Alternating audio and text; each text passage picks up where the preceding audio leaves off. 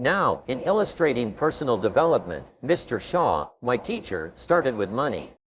You know, money is not the only place to start when talking about personal development, but it's where he began. So, let me share the thoughts he shared with me back then, and let me share them with you. Here's the best lesson I can give you on economics. It's very simple. We get paid for bringing value to the marketplace. That's about as simple as I can put economics.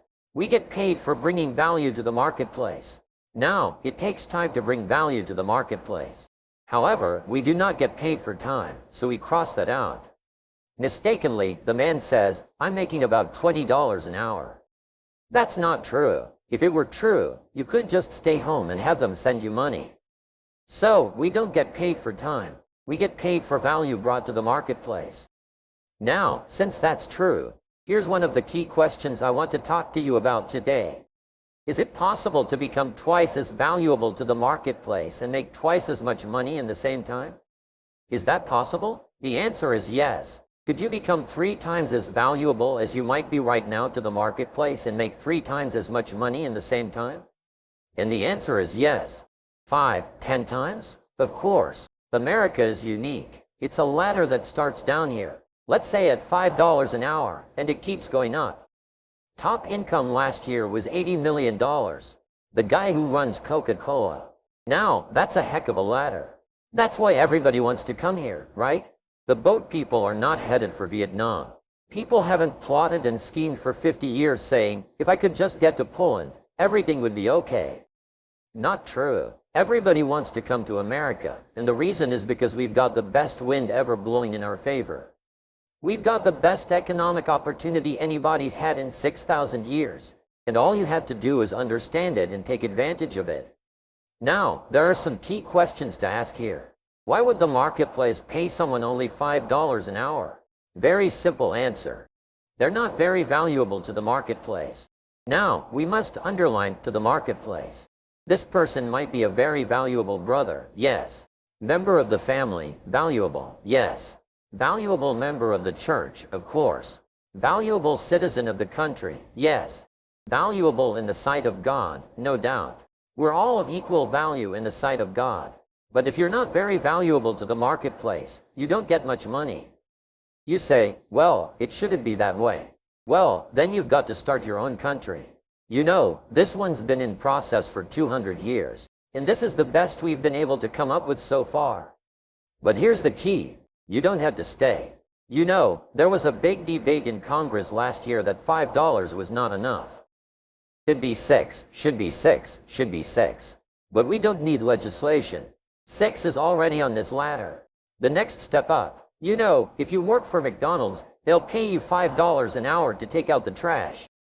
If you whistle while you take out the trash, they'll pay you $6 an hour. So, we don't need that legislation. You just need to take lessons on how to whistle and have a good attitude. Now, as you begin to climb this ladder, why would the marketplace pay some people $50 an hour? The answer is evidently, they must be more valuable to the marketplace. 10 times more valuable. And is that possible for someone to be 10 times more valuable and earn $50 an hour instead of 5? The answer is yes. That's what America is all about. Now, why would the marketplace pay some people $500 an hour? Evidently, this person must be much more valuable to the marketplace. And would the marketplace pay one person $80 million for 1 year's work? And the answer is, of course. If you helped a company make $1 billion, would they pay you $80 million?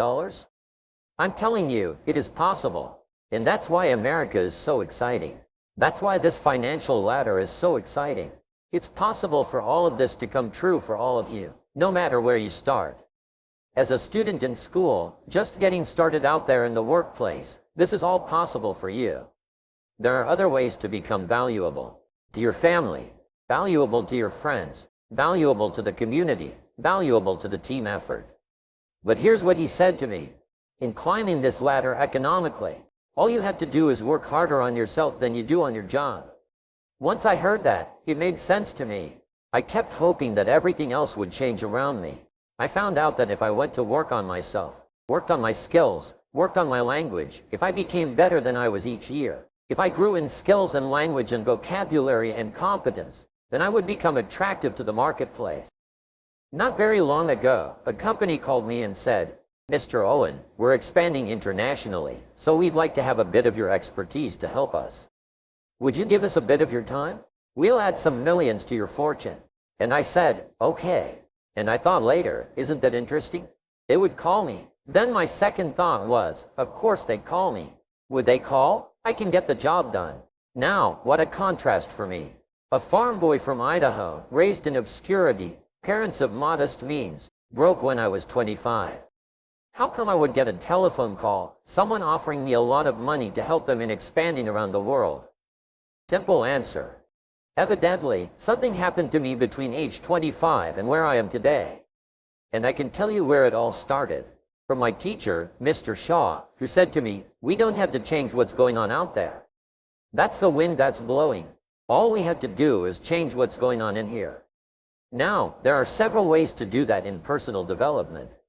Let me give you those ways. Here's the first one. We must learn from personal experience. Pretty simple. Learn from what happens to you. Take a look back over the last few months. Did you make some mistakes? How could you correct those for the future? Take a look back over the last year. Have you done it right or done it wrong? Let's correct it for the next year. Learn from your personal experience. Mr. Shaw asked me when I first met him. He said, "Mr. Rohn, how are you doing? You've been out there now 6 years." And I said, "I'm not doing very well." He said, "I suggest you not do that anymore." What a simple, swift analysis to my situation. He said, "If you keep doing it, the next 6 years will be like the last 6. You don't want that to happen. Let's make the changes." So, learn from your personal experience. Now, here's number 2. Other people's experiences. That's me. Other people. That's your teacher. Other people. That's your friends and colleagues. Other people. The people you meet that can pass along to you their experiences. What's happened to them, the mistakes they made, how they corrected them, how they changed their health, changed their bank account, and changed their income and changed their future. Other people. Now, there are 2 kinds of people to learn from. One is failures. Failures don't give seminars, right? That would be valuable. Bring your notebook. Have them tell you how they lost it all, and threw it all away, threw their health away, and threw their friendships away, and things didn't work out well. That would be valuable. But then we must also learn from positive people that have done well. They've got the health, the skills, the income. So we ask them, how did you become so healthy? How did you become this skillful? How did you get here in such a short period of time? So, here's what's important in personal development and learning from other people. We learn, number 1, by observation. We learn what we see. We watch people that are successful in what they do. In sports, we watch their disciplines. In business, we watch their disciplines. By observation, what we can see. The reason I created this video is something that you could see. Someone's experience is translated for you. Second, we learn by what we hear. I've got some of my lectures on cassette tape, but you can take them with you wherever you go and learn by listening. Turn your car into a mobile classroom and listen. And then listen to the sermon on Sunday morning. Listen to lectures. Listen to the teacher. Listen to someone who's got something good to say. And then, number 3, is vitally important in personal development, and that is read. All the books you can possibly read in your lifetime. Mr. Shaw got me started on my library. I've got one of the better libraries. You haven't read everything in it, but you feel smarter just walking in it.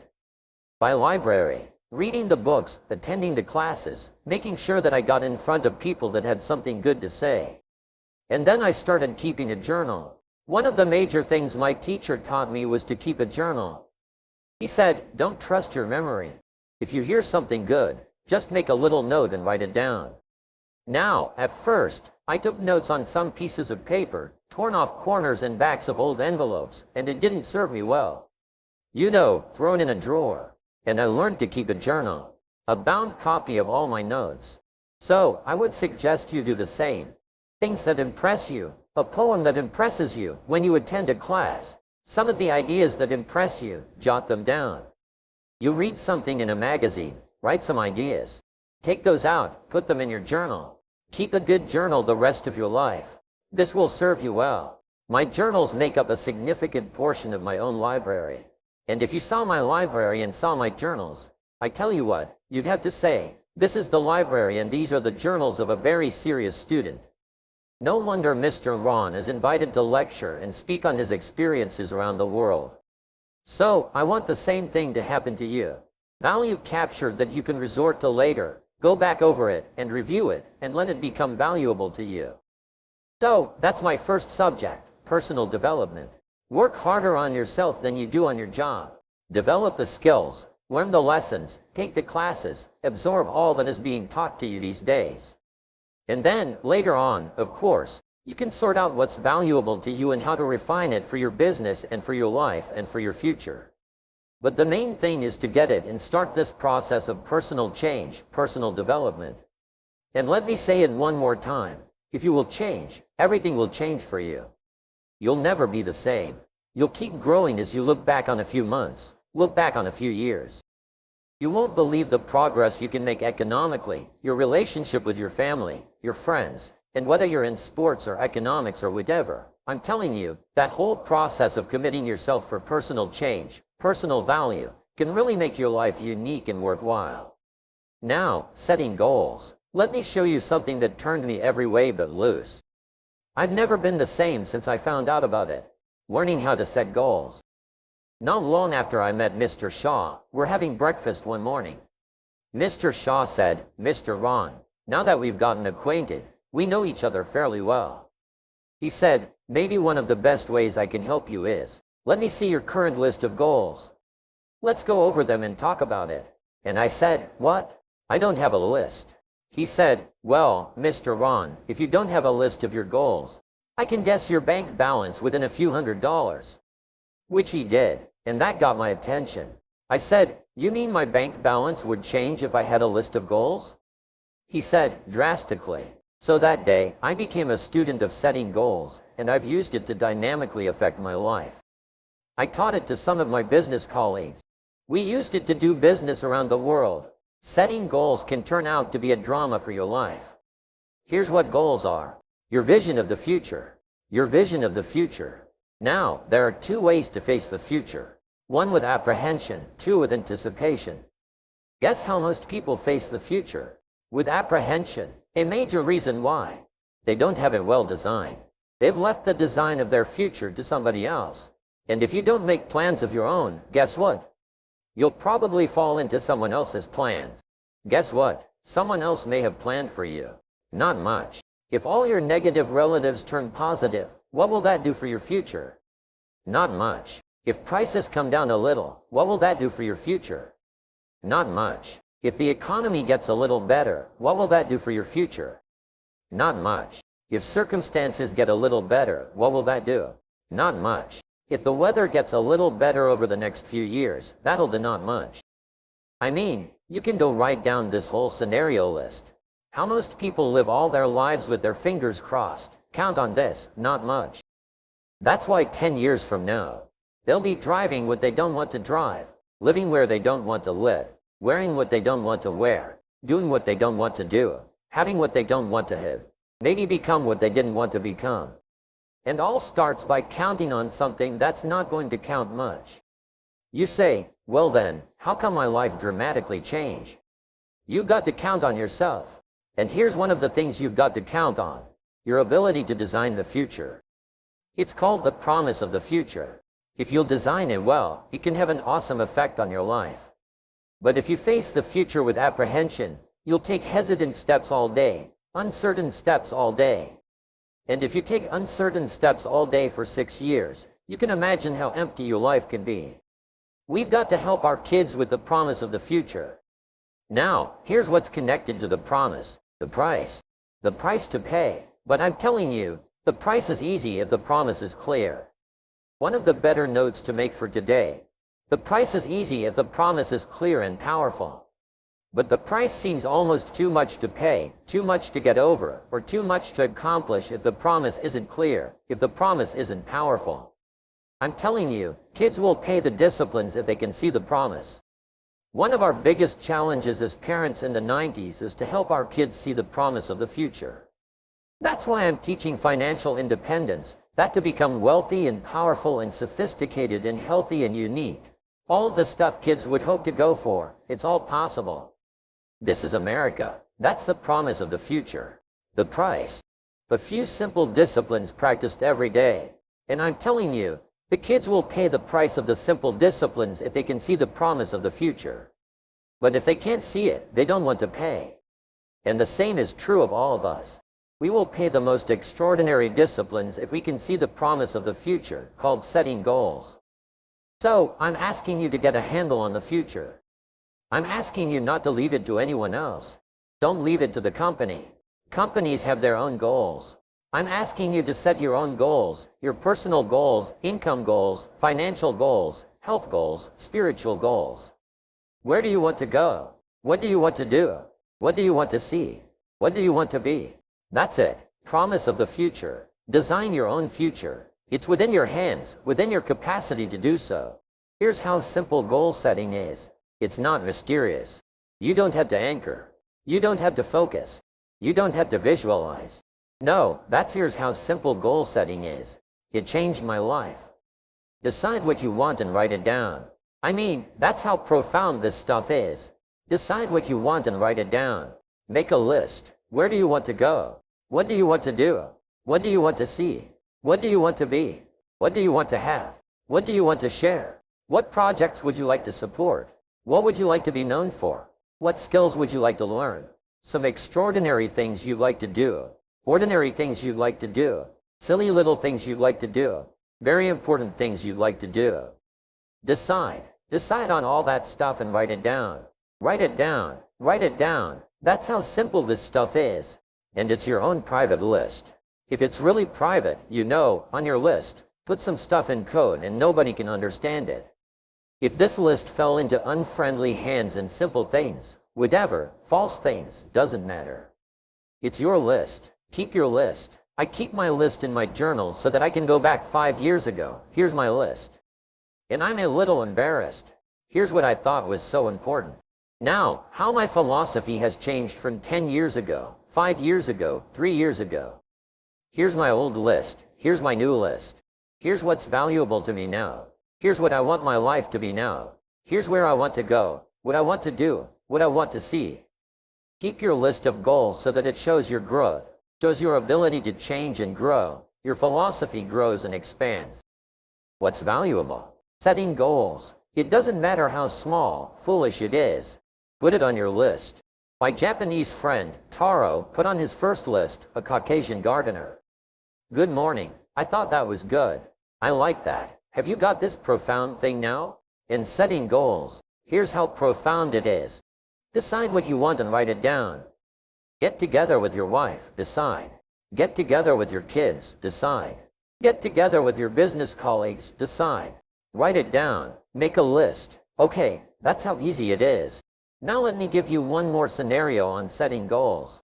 When I started making my first list, Mr. Schaefer said, "Mr. Owen, looks like we're going to be together for a while." He said, "I've got a suggestion for you. You're a 25-year-old American male. Sure, you've made some mistakes, but now you're on the road to better things. You've got a family worth it. Reasons make the difference." He said, "You've got every reason to do this. Why don't you, among all the goals you're going to set, why don't you set a goal to become a millionaire?" A millionaire. This is America. All the possibilities are available. Why don't you set a goal to become a millionaire? He said, "It's got a nice ring to it. A millionaire. Enough zeros to impress your accountant. A millionaire." And he said, "Here's why." And I thought, that man doesn't need to teach me why. I'm thinking, wouldn't it be great to have $1 million? He said, "No, that's not it. Here's why." And I had one of the greatest lessons I ever learned, and I'm about to share it with you. This will be worth the price of being here today if you can capture what I'm about to share with you. Babysitter fees, whatever else you paid. Some of you missed some sales today to be here. So this is a costly day for you, but what I'm about to share with you changed my whole life. Here's what Mr. Schaefer said. Set a goal to become a millionaire. And he said, "Here's why. For what it will make of you to achieve it." And I got one of the greatest lessons in one sentence I ever received in my life. Set a goal that'll make you stretch that far for what it will make of you to achieve it. What a brand new reason for setting goals. What an all-encompassing challenge to have a better vision of the future. What for to see what it will make of you to achieve it. And here's why. The greatest value in life, what you get. The greatest value in life is what you become. The major question to ask on the job is not what am I getting here? That's not the major question. The major question to ask is what am I becoming here? It's not what you get that makes you valuable. It's what you become that makes you valuable.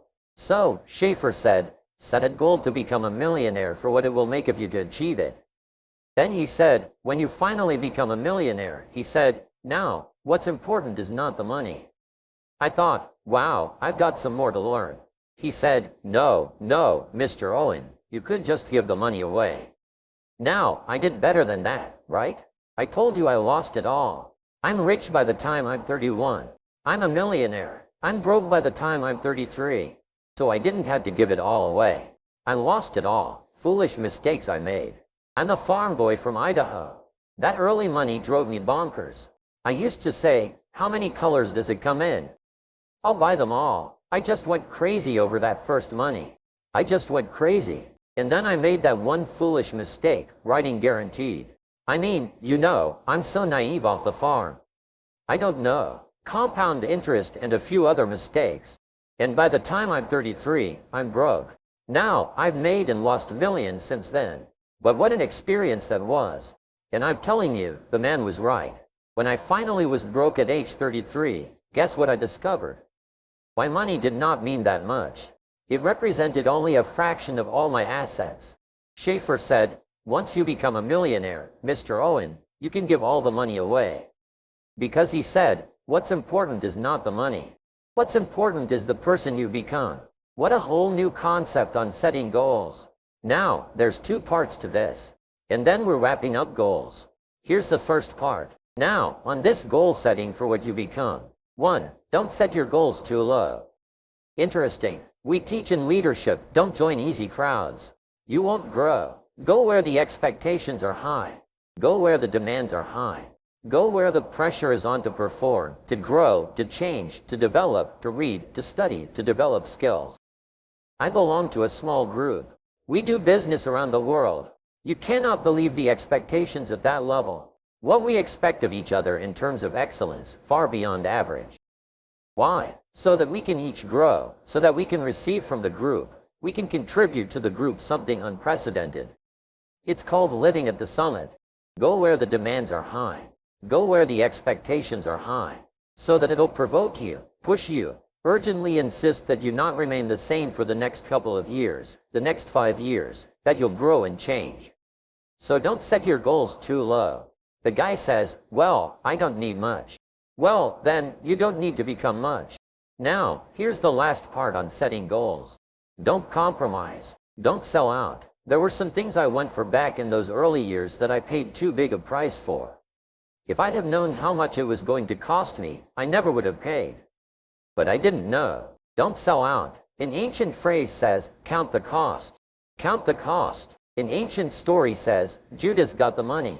You say, well, that's a success story. No, it's true. 30 pieces of silver in those days was a sizable fortune.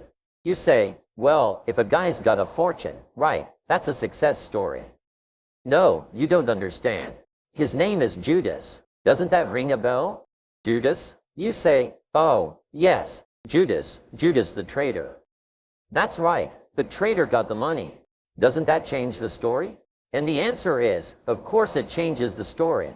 Let me give you my best opinion. I get paid staggering money for my opinion, so please write it down. Here's my opinion. Each person's philosophy is a major factor in how your life works out. Each person's philosophy is the major factor in how your life works out. I want to be as emphatic as possible because I truly believe it.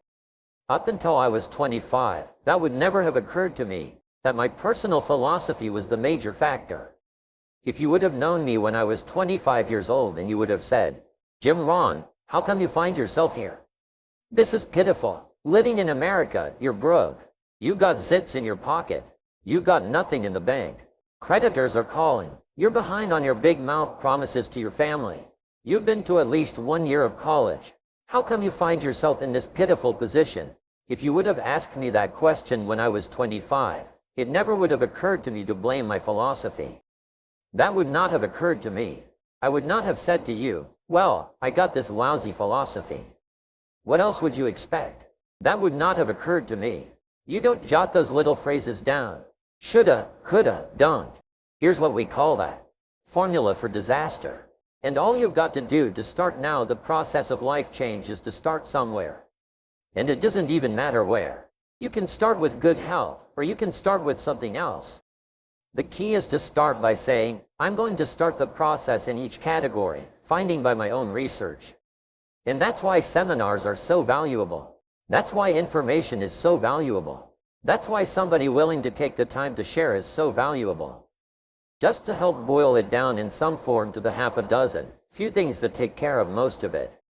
And then, let me get on with practicing it. And where you start doesn't matter. The process of life change can start with as simple a process as an apple a day, which means I'm on the road to cleaning up neglect. I'm going to walk around the block. I'm going to get the next book of my new library. I'm going to get a journal. She taught me to keep a journal. She said, don't just let ideas get by you. Don't trust your memory if you're serious about really becoming an entrepreneur. If you're serious about affecting other people's lives, if you're serious about fortune, if you're serious about wealth and health, if you're serious, start collecting ideas. Go over them and review them, then make them a part of your life and practice. And don't ever look back. That formula helped change my life, brought me to where I am today, and I'm so delighted now to have the opportunity to go around the world telling the same story that I heard when I was 25 years old. There's a few basic things, and if you practice them every day, I'm telling you, there's no reason why you can't have the health you want, the relationship you want, the fortune you want, the money you want, the income you want, the sophistication you want, the culture you want, the prestige you want, the influence you want, all of it. It's wrapped up, I think, in a nutshell of what I've just explained to you, a few things. Now let me give you one more part of it. Here it is. Once you've found the few things that make the most difference, now spend most of your time working on those few things. That's another part of the clue. The first part of the clue is to get the information and consistently practice it. But here's the rest of the formula. Spend most of your time on it. The reason why a lot of people don't do that well is because they major in minor things. They spend too much time on things that don't count much, and they spend too little time on things that would count. Here's a guy in the last 10 years who's bought 2,000 donuts and 2 books. And this guy says, my life isn't working well. Well, anybody in this audience could give him a seminar right once we knew these numbers. Here's what we might suggest to this guy. Hey, this may be one of your major problems. In the last 10 years, you've spent too much money on donuts and not enough money on books. You've spent too much money feeding the body and not enough money gathering food for the mind. And it's not the miracle of your body that works out your future, it's the miracle of your mind. That if you nourish the body and neglect to nourish the mind, I'm telling you, you're going to have all kinds of problems and all kinds of difficulties. So, we would suggest one of our suggestions in our seminar to this man would be, in the next 10 years, spend a lot less money on donuts and a lot more money on books. Food for thought, bread for the head, we call it. You've got to have ideas that feed your mind, not just your body. And the miracle of the mind is so fabulous to work out your future, to give you all the equities you could possibly hope for, to give you every dream and every treasure you could possibly want for you and your family and the people you care most about. It's all available, but it is a very basic, simple process. Once you've found a few things, spend most of your time and money working on those few things. Okay, we call these basics, fundamentals. Another good word. If you're going to play football, you've got to learn the fundamentals. And there's about half a dozen. It'll make you good at it if you practice those half a dozen. A few other things, yes, but the half a dozen are what's important to lay the groundwork. Basics, fundamentals. Now let's talk about the fundamentals of life. Let me give you this little series to jot down. Fundamentals of life. There's just a few. There's just a few fundamentals of life, about half a dozen. There's just a few. Here's number 2. Once you know them, you know them. I mean, there's nothing difficult here. It's pretty easy to figure out why people are broke. and it's pretty easy to figure out how people get rich. Just no big deal. Fundamentals of life. 1. There's just a few. Number 2. Once you know them, you know them. Now here's 3. There's no new ones. Written history is what? About 6,000 years. There's nothing new here. Now, there might be a new way to say it. There might be a new way to apply it to the 21st century. Getting ready for century 21. But this stuff is basic. It's old. It's fundamental. So, be aware of somebody who comes along and says, we've got new truth. They know, you can't have new truth. Truth is old. So, be a little suspicious if the guy says, we're manufacturing antiques. If you've got to come watch art, wouldn't you be a little suspicious? You say, no, you can't manufacture antiques. Antiques are what? Old. So, be a little suspicious. The guy says, we're manufacturing antiques. Wouldn't you be a little suspicious? You say, no, you can't manufacture antiques. Antiques are what? Old. Now just because you've discovered it, there's no sign it's new. Say no, truth is old. The fundamentals go way back. The fundamentals of sowing and reaping go way back. The fundamentals of good and evil go way back. I mean, there's nothing new here. Oh, what we need to do though is just bring our intellectual discovery process to bear and see if we can't find those few things. Then the rest of it is to get busy practicing those few things. We might all agree on one philosophy. This is where the value of human life begins to show versus all other life forms. I call it simply a guidance system. Settling on certain questions and making decisions about what direction in life you're going to take. Setting goals, making plans. This guidance system, boil it down to each one's personal philosophy. A guidance system, and we all need it. A guidance system for 2 reasons. 1, to avoid the dangers. Somebody's got to give us some clues first on how to avoid the dangers.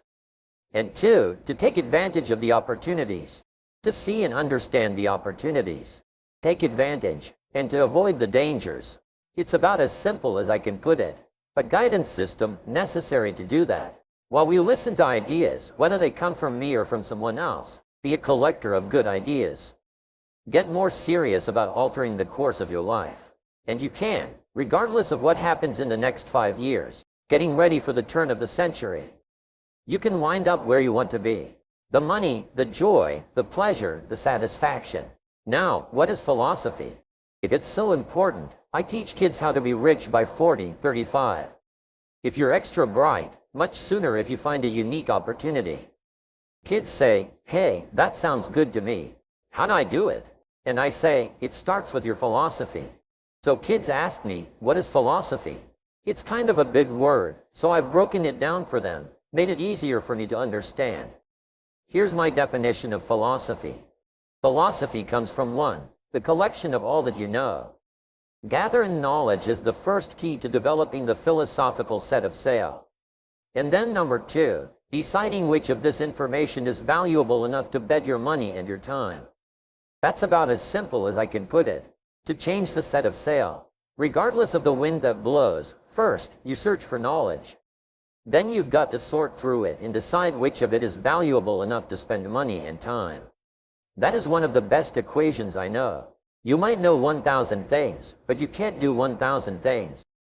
But you've got to sort through a lot of information and be it down to the things that really matter to you and utilize that as the most important pieces, deciding what's valuable. So first of all, we've got to gather knowledge. When I have a chance to talk to my high school friends, first thing I tell them is, you've got to have the information. Get it while you're here. Don't leave school without it. It's one of my little phrases for my high school friends. What they teach here, what you think of it, that's up to you. What you're going to do with it, that'll be up to you. But right now, this is the important thing, is to get it. You can sort through it. You can cast aside whatever is not going to work for you in the future. But the important thing is to be serious enough to get it. Okay? Teach them. There's nothing worse than being stupid. Being broke is bad, but being stupid is what's bad. And what's really bad is being broke and stupid. Nothing much worse than that, unless you're sick. Right? Sick, broken, stupid. That's about as negative a scenario as you can get. Unless you're ugly. Surely that would do it. Ugly, sick, broken, stupid. Life's most negative scenario. So 1, you've got to know. You got to have the information. Now, where do we get ideas and information? We've got this marvelous ability here, unlike any other life form on Earth, to alter the course of our lives. You don't have to keep flying as if South is not getting you the money and the joy and the pleasure, telling you can alter the course. You're not just like a blind animal that has to be driven by instinct in the genetic code.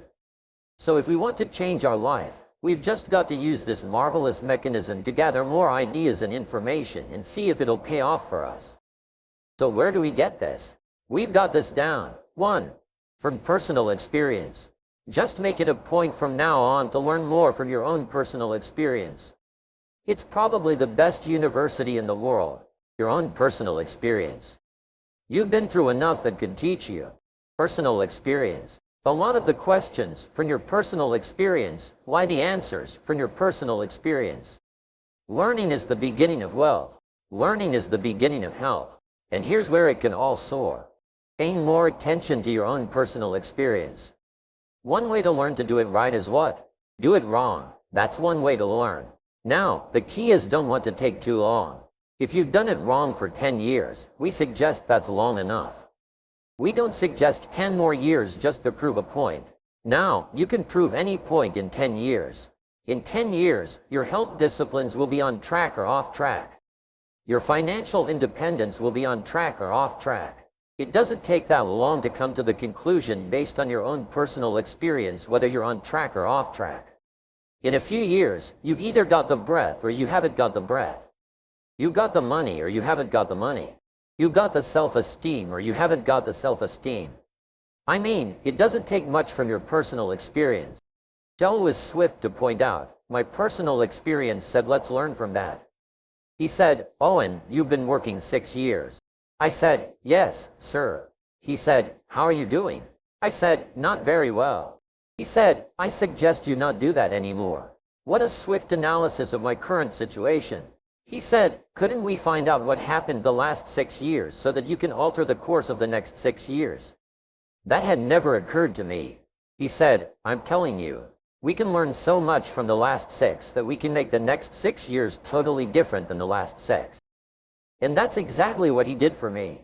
That second 6 years, my life so swiftly changed, it was absolutely incredible. At age 25, I was broke. At age 31, I was rich. And he said, Mr. Owen, if you'll make these changes starting today, he said, the next 6 years of your life will be totally different than the last 6. I took him up on that. So now let me give you that promise in case you have to leave early. Here's a promise that changed my life. For your notes, he said, if you will change, everything will change for you. If you will change, everything will change for you.